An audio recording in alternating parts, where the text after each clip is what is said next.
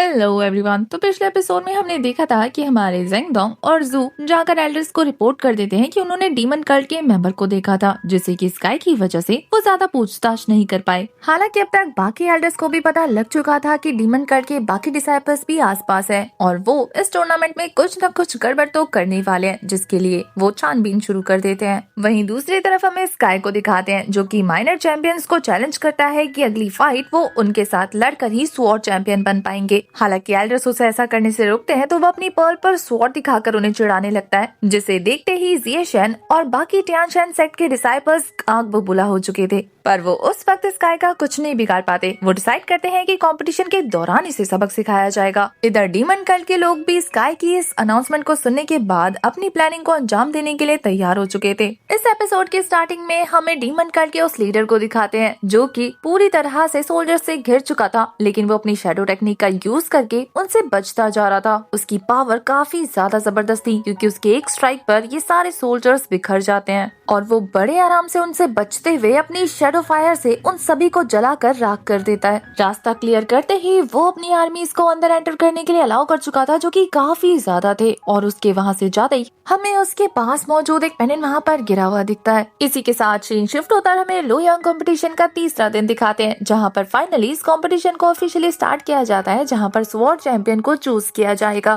Fight के start होते ही sky के साथ उसका ओपोनेंट बनकर आता है फैंकी, जो कि आते ही लड़कियों के साथ फ्लर्ट करने लग गया था कि आज का ये मैच जीतने के बाद मैं अपनी फ्यूचर वाइफ को चूज करूंगा। ये सुनकर स्काई भी लाइक तू बचेगा तब तो मैच मेकिंग करेगा ना। और वो बंदा अपनी पावर को लेकर इतना कॉन्फिडेंट था कि कहता है कि कौन रोकेगा मुझे, तुम। और फिर जैसे ही स्काई उस पर हमला करता है, काफी इजीली उसने इस हमले को डॉज कर लिया था, जिसे देखकर तो बाकी सारे डिसाइपल्स हैरान रह जाते हैं कि स्काई के इस अटैक को जंप करके बच गया। ऐसा तो हम भी नहीं कर पाए थे जब ये हमारे सेट में था। वहीं कंपटीशन से कुछ दूरी पे हमें जेंगडोंग और जू को दिखाते हैं। वो इस कंपटीशन को देखने नहीं गए थे, तो बेचारा जू बहुत ज्यादा परेशान होते हुए कहता है कि सीनियर ब्रदर आखिर हम फाइट देखने क्यों नहीं गए। जेंगडोंग बताता है क्योंकि हम किसी का वेट कर रहे हैं, और वो कोई और नहीं बल्कि खबरी लाल था, जो कि खबर देने आया था। स्टार्टिंग में उसे पैसे चाहिए थे, लेकिन हमारा जेंगडोंग इतना गुस्से में घूर कर उसे एक जबरदस्त लात चढ़ते हुए ऊपर टावर से नीचे फेंक देता है, जिसे देखकर तो जू को हंसी आ जाती है। और जो पेपर उसने पकड़ाया था उसमें जनरल मेंशन का एड्रेस लिखा हुआ था, तो वो लोग फटाफट दबे पांव जनरल मेंशन के बाहर पहुँचते हैं, जहाँ जाने के बाद वो आगे के नजारे को देखकर हैरान थे क्योंकि वहाँ पर पहरा देने वाला एक भी गार्ड मौजूद नहीं था। जू के पूछने पर कि सीनियर ब्रदर आखिर हम यहाँ पर क्या करने आए हैं, जेंगडोंग बताता है कि हमने जोंग के पाँव के नीचे से गन पाउडर के ट्रेस देखे थे, तो पक्का वो स्टोरेज रूम के आसपास ही होगा। स्टोरेज रूम के पास पहुंचने के बाद हमारे जेंगडोंग को वहां पर गन पाउडर के ट्रेसेस मिलते हैं। वो समझ आता है कि किसी ने सबूत के साथ छेड़छाड़ की है। जैसे ही वो स्टोरेज रूम के अंदर पहुंचते हैं, वहां पर पड़ी हुई चीजों को देखकर वो समझ आते हैं कि कोई यहाँ से गन पाउडर चुरा करके है, और ये काम और किसी का नहीं बल्कि डीमन कल्ट के लोगों का था। वो देखते हैं कि वहाँ पर गन पाउडर के निशान है, तो फटाफट से वो फ्लेम को बंद करके उस गन पाउडर के निशान का पीछा करने लग जाते हैं। अब तक उन्हें वो डीमन कल्ट के मेंबर के हाथों से गिरी हुई चीज भी मिल गई थी, जिसे छूते ही हमारे जेंगडोंग को एक जोर का झटका लगता है, क्योंकि अब भी उसमें वो मिस्टीरियस फायर मौजूद थी। तो ये पता लगते ही जेंगडोंग और जू फटाफट से जिएशन के पास जाकर इस बारे में खबर करते हैं। श्योर होने के बाद जिएशन अपने डिसाइपल्स यानी कि जूनियर डिसाइपल्स को ऑर्डर देती है कि वो जेंगडोंग को फॉलो करे।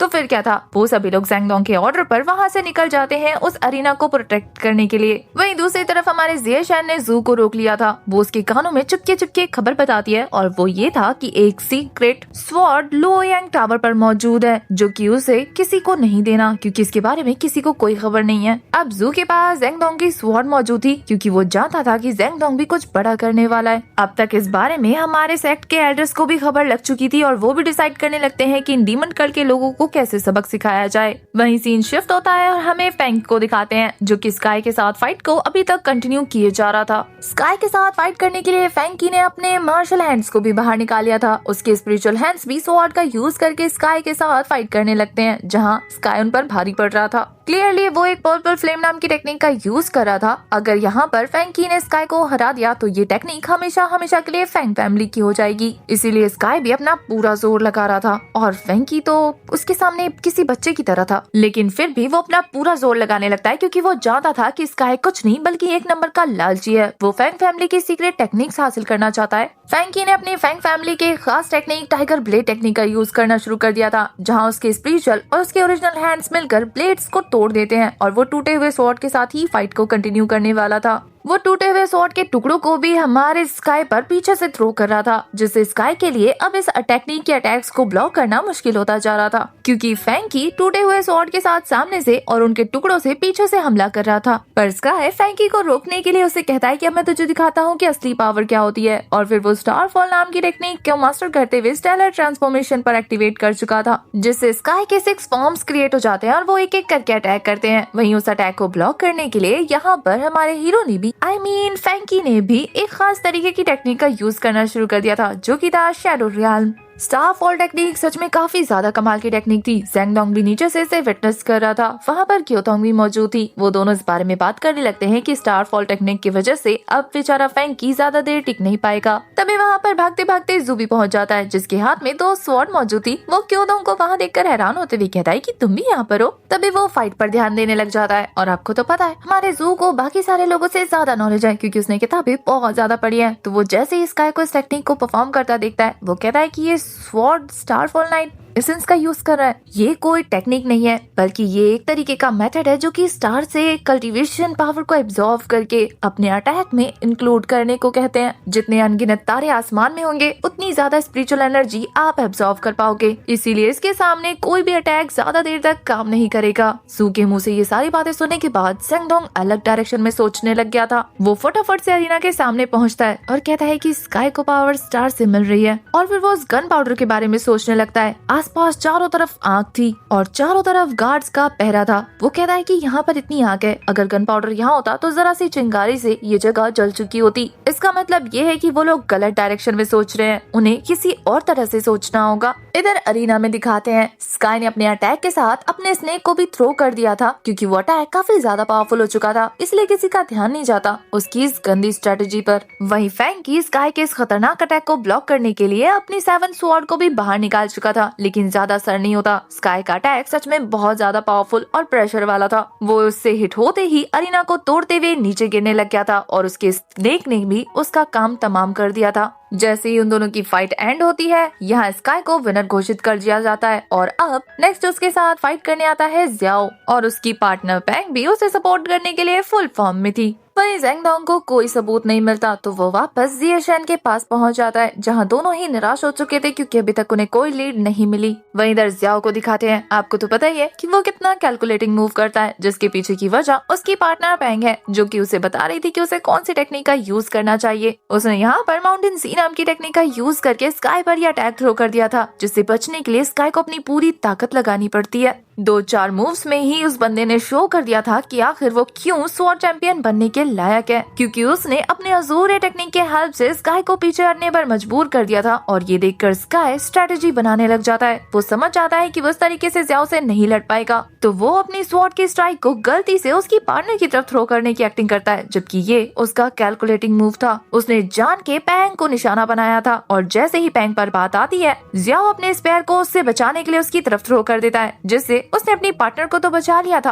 लेकिन वो स्काई के हत्थे चढ़ जाता है, क्योंकि स्काई ने अपनी स्वॉर्ड को उसके कंधे पर धंसा दिया था। वो भी एक वार्निंग देते हुए कि अगर वो यहाँ से नहीं हटा तो वो उसे जान से मार देगा। और जब ज़्याओ अपनी पार्टनर से पूछता है कि उसे क्या करना चाहिए, उसकी पार्टनर भी डरते हुए उसे पीछे हटने को कहती है। पर ज़्याओ एक सच्चा सोल्जर था, इसलिए वो बिना स्पेयर के ही उसके साथ फाइट करना कंटिन्यू करता है। हालांकि स्काई को बहुत मजा आ रहा था, तो वो उसे टॉर्चर करते हुए अपनी स्वॉर्ड को दोबारा उसकी बॉडी में घुसा देता है। हालांकि ज़्याओ ने भी शो कर दिया था कि वो कोई कच्चा खिलाड़ी नहीं। उसने थोड़ी ही देर में स्काई को बिना वेपन के ही पीछे हटने पर मजबूर कर दिया था, और ये देखकर स्काई जब ज़्याओ अपनी वेपन लेने को ट्राई करता है, तो वो उसके वेपन के 2 टुकड़े कर देता है, और फिर से अपनी स्वॉर्ड को उसकी पार्टनर की तरफ थ्रो कर देता है, क्योंकि वो जानता था कि ये बंदा अपनी पार्टनर को कुछ नहीं होने देगा। और होता भी बिल्कुल ऐसा ही है। ज़्याओ बिना कुछ सोचे समझे अपनी पार्टनर को बचाने के लिए वो स्वॉर्ड अपनी पीठ पर खा चुका था। ये देखकर पैंग नाराज हो जाती है। वो कहती है कि ज़्याओ फैमिली को तुम्हारी जरूरत थी, तो आखिर तुमने खुद को सेक्रीफाइस क्यों किया। पर उस बंदे का कहना था कि जियाओ फैमिली का कोई वजूद नहीं अगर तुम ही वहाँ पर ना हो तो।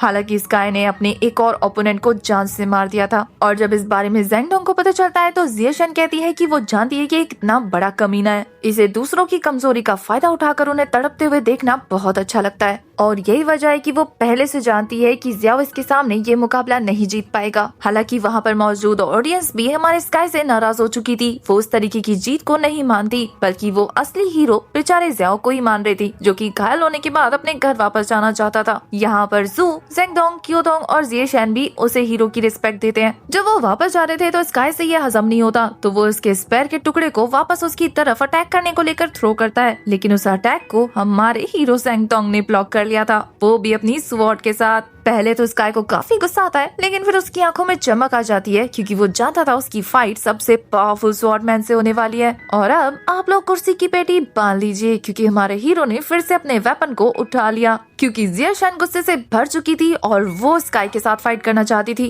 पर वो ऑलरेडी एक क्राइम की सस्पेक्ट है, इसीलिए हमारा ज़ेंगडोंग उस पर कोई और आंच नहीं आने देना चाहता था। इसलिए वो काफी कूल तरीके से उसे रोकते हुए कहता है कि मैं देखता हूँ उसे। और जिस तरीके से उसने 10 साल पहले जंप लगाकर वहाँ से रवानगी हासिल की थी, आज फिर से उसी अंदाज में उसे जंप लगाता देखकर जियाशन श्योर हो जाती है कि ये और कोई नहीं बल्कि उसका वही सीनियर ब्रदर है जिसे वो 10 सालों से पसंद करती आ रही है। ज़ेंगडोंग को देखते ही उसकी आंखों में अलग चमक ही आ जाती है और वहीं स्काई भी खतरनाक लुक देते हुए शो कर देता है कि वो हमारे हीरो को नहीं छोड़ने वाला। वो इस दिन का कब से इंतजार कर रहा था कि वो अपने सबसे खतरनाक ओपोनेंट के साथ फाइट करके उसे रास्ते से हटा दे और इसी वजह से उसने स्टारफॉल नाम की वो खतरनाक टेक्निक भी मास्टर की जिसे सिर्फ 3 ही लोग जानते हैं। हमारे हीरो के मास्टर ने उसे चोरी छुपके सिखाया था और उसने पूरी तरह से इसे मास्टर कर लिया था। दूसरी जियाशन क्योंकि उसके सीनियर ब्रदर ये टेक्निक जानते थे और तीसरा स्काई क्योंकि वो सबसे पावरफुल होना चाहता था और इसी वजह से तो वो ढूंढ ढूंढ के उन लोगों को मारता जा रहा था जिसे ये टेक्निक आती है। इससे पहले कि इन दोनों की फाइट हो कहानी कुछ महीनों पीछे जाती है। उसी वक्त पे जब माउंटेन के बैनेट को पकड़कर ले जाया जा रहा था स्काई, जो कि हमारे जियाशन के साथ फाइट करके वहां से रवाना हो चुका था, तभी रास्ते पर उस पर एक छोटा सा स्टोन थ्रो किया जाता है जो कि काफी ज्यादा फोर्स के साथ बढ़ रहा था। वो उस अटैक को डॉज तो कर लेता है लेकिन वो हैरान था कि कौन है जो उस पर स्नीक अटैक ट्राई कर रहा है। ये अटैक करने वाला पर्सन और कोई नहीं बल्कि डीमन कल्ट का लीडर था जो कि उसके सामने आ जाता है। उस डीमन कल्ट के बंदे को देखते ही स्काई काफी ज्यादा अटेंटिव होकर फटाफट से अपनी स्वॉर्ड निकाल कर उस पर अटैक थ्रो करने वाला था, ये पूछते हुए कि आखिर तुम कौन हो। पर वो बंदा जवाब देते हुए कहता है कि मैं जानता हूँ कि तुम्हारा नाम स्काई है और तुम ऑलरेडी अपने टियानसियान सेट को छोड़कर दूसरे सेट को ज्वाइन कर चुके हो, लेकिन क्या हो अगर मैं तुम्हें कहूँ कि तुम्हें वो ग्लोरी जो बाकी दोनों सेट नहीं दे पाए वो मैं दे सकता हूँ, तो क्या तुम मेरी बात सुनोगे। इस पर हमारा स्काई रिएक्ट करते हुए उस पर अटैक करने वाला था, पर वो बंदा सच में काफी ज्यादा पावरफुल था। 2-4 मूव्स में ही स्काई के अटैक को ब्लॉक करते हुए वो उसकी स्वॉर्ड को उसके हाथ से फेंक देता है। इतना ही नहीं, वो तो स्काई को पीछे पुश करते हुए उस पर हमला करने वाला था। उसने एक खतरनाक मेथड का यूज करते हुए स्काई पर वही फ्लेम यूज किया था जिससे हमारा स्काई उसके कॉन्शियस माइंड में पहुंच जाता है, जो कि किसी अलग ही यूनिवर्स की तरह लग रही थी। वो बंदा स्काई के कॉन्शियस सी में पहुंचकर उसे पानी में डुबोकर टॉर्चर करना शुरू कर देता है। स्काई सरवाइव करने के लिए जद्दोजहद कर रहा था, तभी देखते ही देखते वहाँ पर उसके काफी सारे शेडोज क्रिएट हो जाते हैं जो कि देखने से ही इविल लग रहे थे। तभी देखते ही देखते वो मास्क मैन भी फुल बॉडी के साथ उसके सामने अपीयर हो जाता है, जो अपनी पावर का यूज करके कहता है कि मैं तुम्हें दिखाता हूँ कि मैं तुम्हारे साथ क्या कर सकता हूँ। और फिर वो वहाँ पर उसके जो 4 फॉर्म्स क्रिएट हुए थे उनमें अपनी एनर्जी ट्रांसफर करना शुरू कर देता है, ये कहते हुए कि ये एक कुनलुन डिवाइन आर्ट है। और फिर वो क्लोन्स जो कि उसके फॉर्म्स में थे वो धीरे धीरे मास्क में क्रिएट हो जाते हैं और वो बताता है कि ये पावरफुल फॉर्म्स और कुछ नहीं बल्कि तुम्हारे ही 4 पावरफुल इमोशंस हैं। पहला तुम्हारी काइंडनेस, दूसरा तुम्हारी सॉफ्टनेस, तीसरा कंपेनियनशिप और चौथा तुम्हारी दया। ये सारे ही इमोशन डिमोनिक पावर के साथ रिप्लेस हो जाएंगे और उसके बाद जो तुम्हारा वर्जन क्रिएट होगा वो सबसे ज्यादा पावरफुल और ऐसा क्रिएचर बन जाएगा जो कि कभी भी आज से पहले एग्जिस्ट नहीं करता होगा। धीरे धीरे उसके इमोशन से क्रिएट हुए वो सारे के सारे मास्क उसकी बॉडी में एंटर करना शुरू कर देते हैं, जिससे उसे काफी ज्यादा पेन हो रहा था, लेकिन धीरे ही धीरे उसकी एनर्जी एक्सप्लीड हो रही थी, जिससे पता चलता है कि वो धीरे धीरे ताकतवर होता जा रहा है। जैसे ही ये चारों के चारों पावर्स उसकी बॉडी के अंदर एंटर होते हैं उसके स्पिरिचुअल सी में तहलका मच जाता है। देखते ही देखते वो रियल वर्ल्ड में वापस आ जाते हैं, जहाँ इतनी पावर को वो संभाल नहीं पाता और जमीन पर गिर जाता है। डीमन कल्ट का वो लीडर वहाँ से जाते हुए कह रहा था कि अब देखना तुम एक टॉप टायर डीमन मास्टर बन जाओगे। बस अपनी पावर को यूज करना सीख लो क्योंकि ये अनलिमिटेड पावर्स है। स्काई अपनी पावर को चेक करता है। सच में वो काफी ज्यादा पावरफुल हो चुका था। उसकी स्पिरिचुअल एनर्जी भी एकदम से बढ़ चुकी थी, लेकिन वो जानता था कि उसे ये पावर किसी कीमत की वजह से मिली है। तो वो उस बंदे से पूछता है कि मुझे तुम्हारे लिए क्या करना होगा। वो मास्कमैन समझ जाता है कि अब स्काई उसका आदमी बन चुका है। वो कहता है कि ज्यादा कुछ नहीं, बस तुम्हें लोयांग अरीना में जाकर स्वॉर्ड चैंपियन बनना है। तो वो भी एक इविल स्माइल करते हुए तैयार हो चुका था और यही वजह थी कि हमें पता लग गया था कि वो डीमन कल्ट के साथ जुड़ा हुआ है। सीन प्रेजेंट में शिफ्ट होता है जहाँ पर हमारा ज़ेंगडोंग और स्काई आमने सामने थे। इधर जिएशन को दिखाते हैं जो कि हमारे जू से कहती है कि मैंने तुम्हें जो स्वॉर्ड लाने को कहा था तुम वो ले आए ना। उसके हाथ में 2 स्वॉर्ड थी। तो जैसे ही हमारा ज़ेंगडोंग अपने इस जूनियर ब्रदर से स्वॉर्ड मांगता है तो वो कंफ्यूज हो गया था और प्रेशर में आकर उसे टियान शान सेट की स्वॉर्ड हैंड ओवर कर चुका था। बेचारा ज़ेंगडोंग ये देखकर हैरान रह जाता है और हमारे जू से कहता है कि तूने मुझे ये वाली स्वॉर्ड क्यों दी, मरवाना चाहता है क्या? जू भी लाइक सीनियर ब्रदर, मैं जानता हूँ कि आपकी सबसे अच्छी technique star fall night technique है, उसी का यूज करो क्योंकि मैं जानता हूँ कि आप सबसे अच्छे हैं उसमें। उस टेक्निक का यूज करके इस बंदे को हरा दो और दिखा दो कि आप कितने ज्यादा पावरफुल हो। हालांकि हमारा ज़ेंगडोंग सोच ही रहा था कि क्या उसे ये टेक्निक यूज करनी चाहिए भी या नहीं। तभी वो अचानक से टियान शान सेट की स्वॉर्ड को बाहर निकालता है और 5 के 5 एल्डर्स उसके सामने आ जाते हैं। सबसे ज्यादा गुस्से में तो एल्डर मोरोंग लग रही थी, जैसे कि वो इसी दिन का इंतजार कर रही हो। अपनी स्वॉर्ड निकालकर वो ज़ेंगडोंग को धमकी देते हुए कहती है कि क्या तुम अपनी ओथ को भूल गए हो? 10 साल पहले तुमने सभी एल्डर्स के सामने ये कसम खाई थी कि तुम किसी भी टेक्निक को यूज नहीं करोगे और आज तुमने वो कसम तोड़ दी। बाकी सारे एल्डर्स भी उसे बुरा भला कहना शुरू कर देते हैं कि तुम 10 साल पहले वाली ही गलती कर रहे हो जबकि हमने पिछली बार तुम्हें छोड़ दिया था।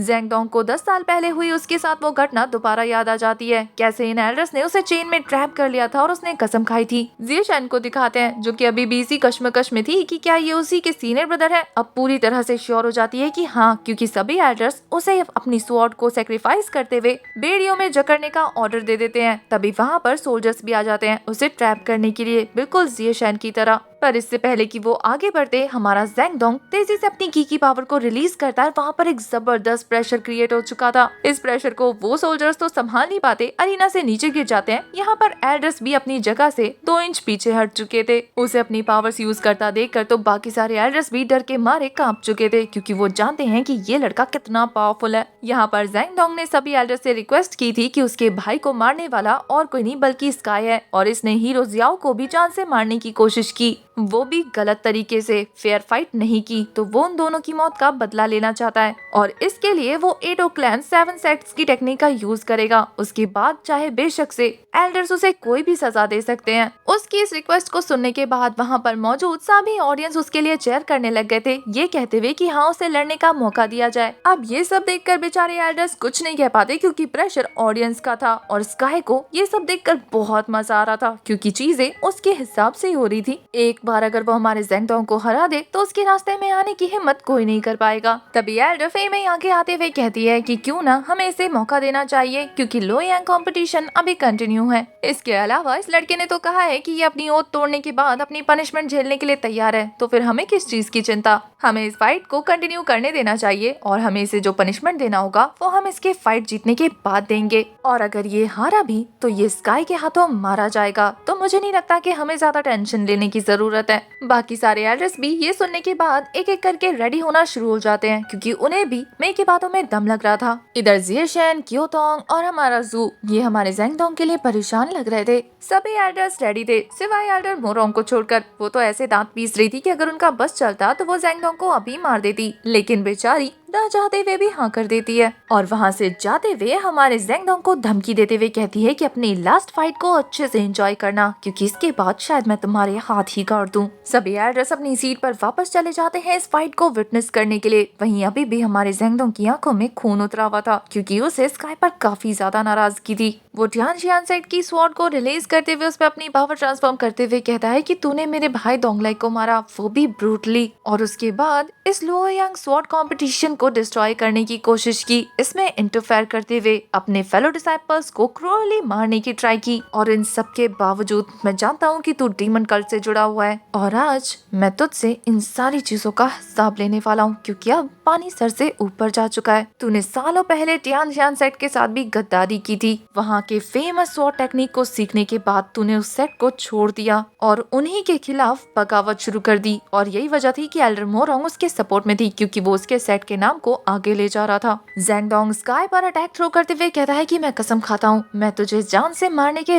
बाद ही अपनी स्वॉर्ड पनिशमेंट को एक्सेप्ट करूंगा। ज़ेंगडोंग के एक ही अटैक से इतना प्रेशर रिलीज हो रहा था कि बेचारे स्काई को इस अटैक को ब्लॉक करने में अपनी पूरी स्ट्रेंथ यूज करनी पड़ती है। हालांकि वो अब भी इविल की तरह स्माइल किए जा रहा था, पर स्काई पूरी पावर के साथ ज़ेंगडोंग को पीछे पुश करता है तो उसकी स्वॉर्ड उसके हाथ से छटक कर दूर गिर जाती है। जू तो ये देखकर परेशान हो जाता है। वहीं जिएशन उसे बताती है कि 10 सालों तक स्वॉर्ड को हाथ ना लगाने की वजह से उसकी प्रैक्टिस नहीं है और इसी वजह से उसके हाथ स्वॉर्ड में पकड़ नहीं बना पा रहे हैं। उसकी इस हालत को देखने के बाद स्काई जोर जोर से हंसते हुए उसका मजाक उड़ाने लगता है कि तुम जैसे बेवकूफ इंसान से स्वॉर्ड तो पकड़ी नहीं जा रही है और मेरे खिलाफ फाइट करके मुझे सजा देंगे। स्काई ने उसके ऊपर मल्टीपल स्वॉर्ड अटैक थ्रो कर दिए थे, जिससे काफी सारे स्वॉर्ड क्लोन्स बनकर उसकी तरफ अटैक के लिए प्रिपेयर हो जाते हैं। वहीं इस अटैक को देखकर हमारा ज़ेंगडोंग याद करने लगता है कि उसके मास्टर ने जब वो छोटा था तब उसे सिखाया था कि night falling starry reverse sword technique में पूरे 808 टेक्निक्स हैं, और ये सारी ही टेक्निक उसके मास्टर ने उसे सिखाते हुए कहा था कि तुम्हें इस एक में भी मास्टर बनना है। यानी कि उसके मास्टर ने उसे पूरे 808 फॉर्म सिखाए थे, और उसी प्रैक्टिस को याद करते हुए वो फाइनली अपनी स्वॉर्ड उठाते हुए अपनी की पावर रिलीज करता है और अपने मास्टर से कहता है कि फाइनली मास्टर 10 सालों बाद मैं वापस से स्वॉर्ड उठा रहा हूँ और अब मैं आपको दिखाना चाहता हूँ कि मैंने कितने अच्छे से प्रैक्टिस की थी। और फिर वो स्काई को चैलेंज करते हुए कहता है कि लड़के, अब मैं तुझे दिखाता हूँ कि असली टेक्निक किसे कहते हैं। जैसे ही ज़ेंगडोंग ने स्टार से कल्टीवेशन पावर खींचनी स्टार्ट की थी, आसमान की एनर्जी पूरी तरह से जगमगा उठती है और वो सभी लोग ये नजारा देखकर खुश हो जाते हैं, क्योंकि उन्होंने आज से पहले इतना खूबसूरत व्यू नहीं देखा था। उन दोनों के बीच में फाइट काफी इंटेंस हो चुकी थी, क्योंकि दोनों ही काफी मजे की फाइट लड़ रहे थे। देखते ही देखते हमारे ज़ेंगडोंग ने चालाकी के साथ उसकी स्वॉर्ड को अपने मयान में घुसा लिया था, क्योंकि ये स्वॉर्ड और किसी की नहीं बल्कि लियान की थी। लियान से आई मीन जिएशन की, और स्काई ने उसे चोरी से चुरा लिया था और यही वजह थी कि हमारी जिएशन उसे देखना नहीं चाहती। पर स्काई वापस से वो स्वॉर्ड खींचते हुए कहता है कि मुझसे इसे हासिल करना बहुत मुश्किल है। हालांकि हमारा ज़ेंगडोंग चाहता था कि वो इसे हासिल कर ही लेगा। दोनों की ही फाइटिंग स्किल्स कमाल की थी, कोई भी ना कम था ना ज्यादा। दोनों एक दूसरे को कड़ी टक्कर दे रहे थे और ये देखते हुए बाकी सारे मास्टर्स हैरान हो रहे थे, क्योंकि उन्होंने आज से पहले इस तरीके की दिलचस्प फाइट नहीं देखी थी। लेकिन एल्डर मोरंग का गुस्सा तो बढ़ता जा रहा था, क्योंकि वो हमारे ज़ेंगडोंग को देखना ही नहीं चाहती उसके मास्टर की वजह से। वही क्योदोंग और जू को दिखाते हैं, वो दोनों ही विश करने लगते हैं कि उनके सीनियर ब्रदर जीत जाए। दूसरी तरफ ज़ेंगडोंग को दिखाते हैं, वो फाइट करते करते अपनी स्वॉर्ड को स्काई के माथे के काफी पास ले जा चुका था, लेकिन स्काई ने पकड़ बनाते हुए वापस से उसे पीछे धकेल दिया था और अब अपनी स्वॉर्ड में अपनी थंडर पावर भी रिलीज करना शुरू कर देता है, क्योंकि वो जानता है कि ऐसे वो ज़ेंगडोंग को नहीं हरा पाएगा। और अब वो डीमन कल्ट के उस लीडर के सिखाए हुए स्वॉर्ड जनरेट फोर्स का यूज करने वाला था। इस डीमन कल्ट की टेक्निक को देखने के बाद हमारा ज़ेंगडोंग थोड़ा सा सरप्राइज जरूर होता है, लेकिन इस अटैक को काफी तेजी के साथ डॉज कर लेता है। हालांकि ये टेक्निक्स तो उसके सेट की थी, लेकिन इसमें पावर डीमन कल्ट की थी और ये चीज बाकी के एल्डर्स नहीं समझ पाते। लेकिन एल्डर मोरंग उन्हें शांत करते हुए कहती है कि मेरे ही सेट की खास टेक्निक है, इसलिए ज्यादा टेंशन लेने की जरूरत नहीं। स्काई बिल्कुल ट्रस्टवर्दी बंदा है। पर जिएशन के साथ साथ बाकी एल्डर्स समझ चुके थे कि कुछ तो ऑड है जो उन्हें सेंस हुआ था। इधर हमारे ज़ेंगडोंग को दिखाते हैं, वो ब्रिलियंट स्टार लाइट टेक्निक का यूज करने लग गया था,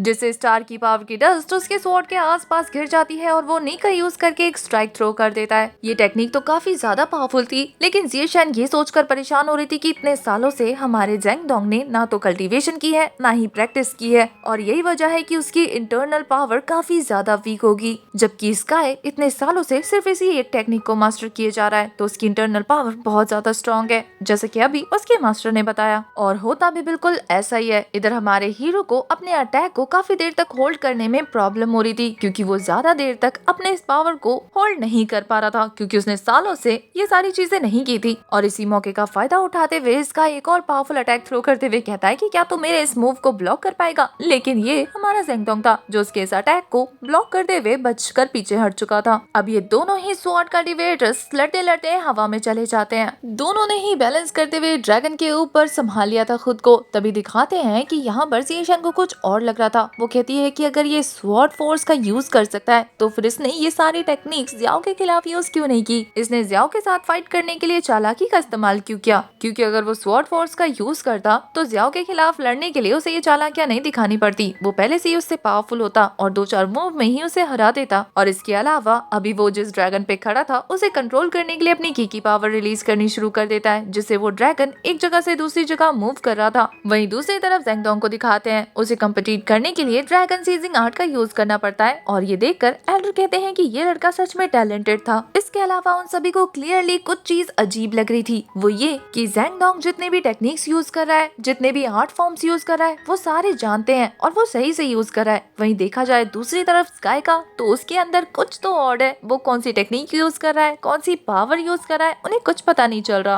और वो नॉर्मल के मुकाबले काफी अलग तरीके से प्रेशर रिलीज कर रहा है और वो भी बहुत एक्सट्रीम लेवल पर। अब वो दोनों ही अपने अपने ड्रैगन को भिड़ा कर लड़ना शुरू कर चुके थे, जो कि काफी ज्यादा अमेजिंग लग रहा था देखने में। ऐसा लग रहा था जैसे कि हवा में दो ड्रैगन एक दूसरे के साथ लड़ रहे हैं। हालांकि हवा में ही पहली स्ट्राइक हमारा ज़ेंगडोंग ट्राई करता है थ्रो करने की, लेकिन थोड़ी देर में स्काई उसे ओवरपावर कर चुका था और अपनी डिमोनिक पावर का यूज करते हुए वो उस पर अपना प्रेशर रिलीज करना शुरू कर देता है। उसने सामने से अपनी स्वॉर्ड को कंट्रोल करना शुरू कर दिया था, जिससे इतना प्रेशर क्रिएट होता है कि बेचारे ज़ेंगडोंग की स्वॉर्ड टूट जाती है और वो इंजर्ड हो जाता है। ये टूटे हुए स्वॉर्ड का टुकड़ा किएटोंग और जिएशैन तक भी पहुंच जाता है, जो कि उसके लिए वरिड हो चुके थे। वहीं दूसरी तरफ घायल होने की वजह से हमारा ज़ेंगडोंग अब पूरी तरह से अपनी की पावर रिलीज नहीं कर पा रहा था, क्योंकि इस अटैक की वजह से उसके मेरिडियंस थोड़े से डिस्ट्रॉय हो गए थे और ये चीज स्काई को काफी अच्छे से पता लग चुकी थी। इसलिए वो अपने ड्रैगन के साथ अपनी डिमोनिक पावर रिलीज करते हुए उसके सामने पहुंच जाता है और काफी कॉन्फिडेंस के साथ कहता है कि अब तुम्हारा अंत आ चुका है,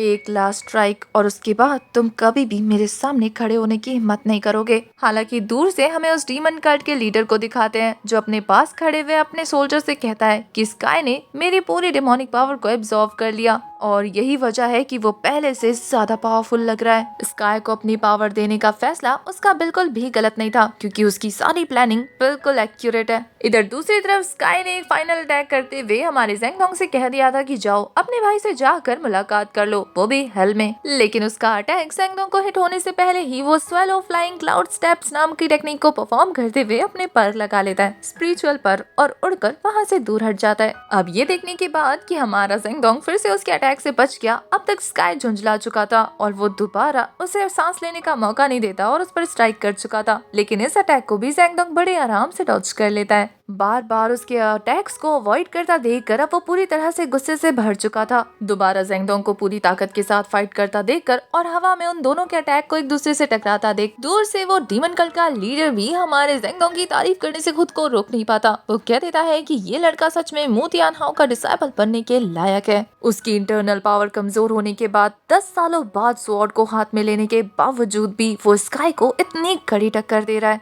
जबकि स्काई के पास तो उसकी डिमोनिक पावर्स भी मौजूद हैं। अगर यही पावर ज़ेंगडोंग के पास होती तो कोई भी उसका सामना नहीं कर पाता। वो अपनी पावर को ज्यादा देर तक होल्ड नहीं कर पा रहा, लेकिन फिर भी इतनी चालाकी के साथ टेक्निक्स अडेप्ट कर रहा है। वैसे ये फाइट उनकी असली प्लान नहीं थी, इसलिए वो अपने सोल्जर से कहता है कि प्रिपरेशन कैसी चल रही है। उनकी प्लानिंग अभी भी बैकग्राउंड में चल रही थी। वो सोल्जर बताता है कि उसके डिसाइपल्स चारों तरफ अरीना के फैल चुके हैं, बाकी अरीना से दूर गार्ड्स के पहरेदारी कर रहे हैं और बाकी सारे जो बचे कुछ है वो हाथों में मशाल लेकर अभी तैयार हैं। एक इशारे पर वो दौड़ लगा देंगे। डीमन कल्ट का वो मेंबर चाहता था कि इसका इसी तरीके से फाइट को कंटिन्यू रखे, जिससे बाकी सारे एल्डर्स, सोल्जर्स और जितने भी ऑडियंस हैं उन सभी का ध्यान इन दोनों पर ही बना रहे और इन्हें मौका मिल जाएगा पीछे से अपने प्लान को अंजाम तक पहुंचाने का। दूसरी तरफ उन दोनों को दिखाते हैं फाइट करते करते दोनों ने ही अपनी एक्सट्रीम पावर रिलीज करना शुरू कर दिया था। ज़ेंगडोंग ने धीरे धीरे स्वॉर्ड पर अपना कंट्रोल बिठा लिया था और जैसे ही वो स्काई पर अटैक थ्रो करता है, उसके ये अटैक्स हमारे स्काई को डोमिनेट करना शुरू कर देते हैं। उसने स्टार गेजिंग टेक्निक का यूज करके इस बार स्काई को पीछे भी धकेल दिया था। फाइट करते करते हमारे ज़ेंगडोंग की स्पीड इतनी ज्यादा बढ़ जाती है कि वो सामने से अटैक थ्रो करके स्काई के पीछे पहुंचकर उस पर दोबारा स्ट्राइक कर देता है, जिससे बेचारे स्काई को सरप्राइज पे सरप्राइज मिलते जा रहे थे। ज़ेंगडोंग की स्पीड इतनी ज्यादा बढ़ गई थी कि बेचारे स्काई को तो रिएक्ट करने का मौका भी नहीं मिलता। इधर फाइट इतनी ज्यादा इंटेंस हो चुकी थी कि कोई भी किसी भी पल हार सकता था। ये देखकर तो किएटोंग और हमारे ज़ू की दिल की धड़कन रुक जाती है, वो दिल थाम कर खड़े हो जाते हैं। वहीं जिएशन को दिखाते हैं, उसने नोटिस कर लिया था कि काफी देर से फाइट करने की वजह से ज़ेंगडोंग की हालत अब बहुत ज्यादा खराब हो चुकी है। वो और अपनी स्पिरिचुअल पावर को होल्ड नहीं कर पाएगा क्योंकि वो पूरी तरीके से एग्जॉस्ट हो चुका है, और दूसरा उसके हाथ में चोट लगने की वजह से उसके मेरिडियंस डैमेज हो चुके थे, जिससे वो काफी देर से की पावर को होल्ड करके अटैक करा था। अब वो ज्यादा देर इसे नहीं कंटिन्यू रख सकता, और ये चीज जैसे ही स्काई को पता चलती है वो एक फाइनल अटैक प्रिपेयर कर लेता है अपने स्टार फोर्स की हेल्प से। ज़ेंगडोंग और अपनी एनर्जी रिलीज नहीं कर पा रहा था, लेकिन फिर भी वो इस अटैक को ब्लॉक कर लेता है, जो कि काफी ज्यादा पावरफुल था और उसके लिए होल्ड करना मुश्किल होता जा रहा था। लेकिन वो फिर भी अपने दूसरे हाथ से अपने पहले हाथ को सपोर्ट देते हुए अपनी स्वॉर्ड से इसे ब्लॉक करने की कोशिश करता है, और देखते ही देखते वहाँ पर एक जबरदस्त धमाका होता है, और इसी धमाके के साथ हमारा ये वाला एपिसोड हो जाता है खत्म। अब क्या हमारा ज़ेंगडोंग इस फाइट को जीत पाता है या नहीं, ये तो हमें नेक्स्ट एपिसोड में पता लगेगा। और मैं बता दूं कि इस सीरीज के एपिसोड हफ्ते में सिर्फ एक ही दिन आते हैं, तो आपको ज्यादा लंबी वीडियो नहीं मिलेगी आगे से। लंबे वीडियो के लिए आपको 2 हफ्ते वेट करना होगा, तो कोई भी कमेंट सेक्शन में नेक्स्ट वीडियो करके परेशान नहीं करेगा। फिलहाल के लिए आप कमेंट करके ये बताना कि आपको ये एपिसोड कैसा लगा। तब तक के लिए bye bye, tata, take care.